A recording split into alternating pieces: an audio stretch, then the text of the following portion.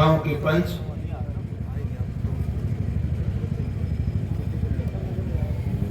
पेटवाड़ गांव के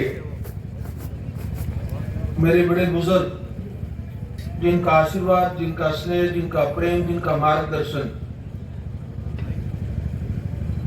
मेरे जीवन की सबसे बड़ी धरोहर रही है। पेटवाड़ गांव के मेरे भाई बहन जो मेरे साथ साथ, समय के साथ साथ जो जिनका साथ मैंने और जिन्होंने मेरे साथ बचपन बिताया, बड़े हुए और जीवन की इस स्टेज तक जो मेरे साथ, चाहे मैं बहुत बार नहीं आ पाता, लेकिन साल में एक बार जैसे गांव में आया तो जो सभी मेरे साथ भावनात्मक रूप से जुड़े रहे। पर सबसे ज्यादा लोग जो मेरे लिए आज की इस सभा में जो महत्वपूर्ण है वो ये प्यारे बच्चे हैं, स्कूल के, कॉलेज के मेरे होनहार बच्चों। देश का भविष्य हो और मैं आप सब पर बहुत बड़ा गौरवान्वित हूं। आज मैं बच्चों को जैसे मैंने देखा है तो मेरा विश्वास बहुत ज्यादा बड़ा है कि न केवल पेटवाड़ और हरियाणा बल्कि भारतवर्ष की एक बहुत ही ठोस नींव है जो देश को बहुत आगे तक ले जाकर के पूरे ग्लोब में बहुत बड़ा नाम कमाएगा। आज के इस कार्यक्रम में मीडिया के भी मेरे बहुत सारे साथी दूर दराज से और खासकर बहुत सारे जो दिल्ली में जिनको मेरे साथ जुड़े हुए हैं वो सभी यहाँ पर आए हैं। हरियाणा की संस्कृति के प्रहरी हमारे कलाकार साथी भी आज मौजूद हैं। मेरे परिवार के, पड़ोस के, गांव के सभी बड़े और छोटे जिनका स्नेह, प्यार, आशीर्वाद मुझे हमेशा मिलता है। कुछ विशिष्ट व्यक्ति आसपास से भी आज इस कार्यक्रम में शामिल हुए हैं। मैं पेटवाड़ के इस आयोजन को रखकर मुझे अवसर दिया कि मैं गांव में आ सकूं और आप सबका नए साल के, अंग्रेजी नए साल की शुरुआत में ही, जनवरी के पहले नहीं तो दूसरे सप्ताह में आप सबका आशीर्वाद, प्यार और स्नेह ले सकूं। मैं इस कार्यक्रम को आयोजित करने के लिए सभी का बहुत बहुत आभारी हूं।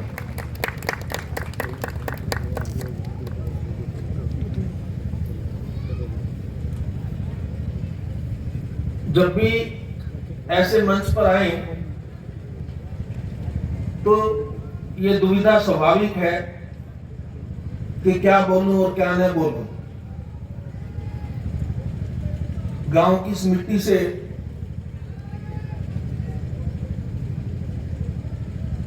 शुरू से जुड़ा हुआ हूं, यहीं पैदा हुआ, यहीं प्राइमरी स्कूल में पढ़ा जो गांव के दूसरे छोर पर है, और इसी हाई स्कूल में जो बिल्कुल साथ लगता है, यहीं से हमने मैट्रिकुलेशन का एग्जाम पास किया। जैसा भी उस वक्त विकास की स्थिति रही गांव में, उसके मुकाबले में मैं फिर भी मानता हूं कि पेटवाड़ शिक्षा के मामले में इतना आगे जरूर था कि प्राइमरी स्कूल भी था, बेटियों के लिए भी उस वक्त एक मिडिल स्कूल था और को एजुकेशन का हमारा हाई स्कूल था। परंतु गांव के बच्चों को शिक्षा प्राप्त करने में उस वक्त काफी संघर्ष करना पड़ता था। उस संघर्ष की स्थिति हम सभी ने भी उस वक्त झेली। कई बार टीचर्स नहीं होते थे, और खासकर मुझे याद है इंग्लिश में अगर कोई हमारे टीचर थे, उनका ट्रांसफर हो जाता था तो बड़ा मुश्किल हो जाता था, दोबारा कोई उनका सब्स्टिट्यूट नहीं आता था महीनों महीनों तक। उस दौर में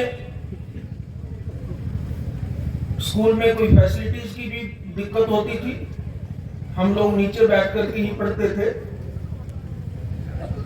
पर मुझे गर्व है उस वक्त टीचर्स की कमिटमेंट पर, कितना मन से वो बच्चों को पढ़ाने में अपने आप को समर्पित करते थे।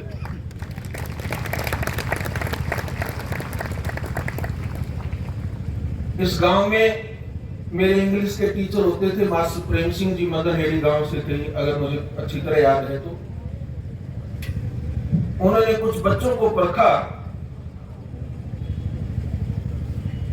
और परखा किस बात के लिए कि मैट्रिक के बोर्ड के एग्जाम में कुछ बच्चे पास हो जाएं ताकि इस गांव का रिजल्ट किसी तरह अच्छा आ जाए। इस बात के लिए उन्होंने कुछ बच्चों को पूरी क्लास में से अलग से छांटा और हमें आदेश दिया कि इस गांव में ही, स्कूल में ही रात को हमें रुकना होगा।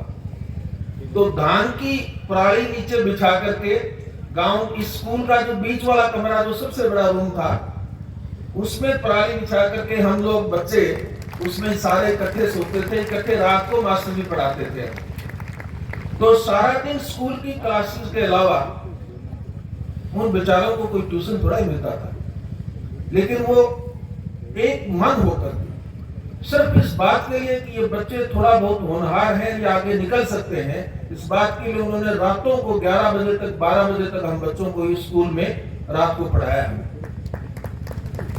और मुझे लगता है ये उनकी मेहनत का परिणाम था, उनका आशीर्वाद था, उन गांव के बुजुर्गों का, मेरे माता पिता का और गांव के हर उस बुजुर्ग का जिन्होंने उस वक्त हमको प्रोत्साहित किया। ये सब उनके आशीर्वाद का परिणाम था कि हम गांव से मैट्रिकुलेशन करके आगे की पढ़ाई के बारे में सोच पाए। आज मेरे पिताजी हमारे मध्य नहीं है, लेकिन मेरे भाइयों जो यहाँ मौजूद है उनके सामने ही ये घर में डिस्कशन हुआ कि कौन क्या करेगा, और मैंने पिताजी को अपनी इच्छा जाहिर की कि मैं कॉलेज में पढ़ना चाहता हूं। तो जो मर्जी आर्थिक उनके स्थिति उस वक्त रही, क्योंकि हम सभी भाई अलग अलग से पढ़ाई में थे, तो 4-4 बच्चों की एजुकेशन का भार वो अकेले उनके कंधों पर था। पर उन्होंने एक बार भी मुझे ये नहीं कहा कि तुम कॉलेज में नहीं जाओगे या कोई अल्टरनेट शिक्षा की बात सोचो। उन्होंने मुझे कहा कि तुम कॉलेज में जाओ। मैंने कॉलेज में फिर ये हुआ कि मैं साइंस में पढ़ूं या आर्ट्स में पढ़ूं, तो मैंने कहा मैं आर्ट में पढ़ना चाहता हूं। तो पिताजी और माँ दोनों ने मुझे सहस ये कहा तुम वही विषय पढ़ो जो तुम चाहते हो। ग्रेजुएशन के बाद भी ये द्वंद हुआ कि क्या किया जाए। घर में कुछ लोगों का ये था कि मैं कंपटीशन दे करके नौकरी की बात सोचूं, कुछ सजेशन ये था कि मेरी ज्योग्राफी की बैकग्राउंड थी तो मैं ज्योग्राफी में एमएससी कर लूं, दोनों एमएससी होती थी ताकि मैं टीचिंग लाइन में चला जाऊं। पर मैं थोड़ा सा हटी था, और हट तो हट है, मैंने हट किया कि मैं तो लॉ करना चाहता हूं। लॉ का तो किसी को घर में कोई पता ही नहीं था, न घर में कोई लॉ पढ़ता था, न किसी ने पढ़ा था, न किसी रिश्तेदारी ने पढ़ा था। पर मेरी इच्छा थी कि मैं लॉ पढ़ूं, और पिताजी ने मुझे उस बात पर भी पूरा समर्थन दिया कि जो तुम चाहते हो वही करो।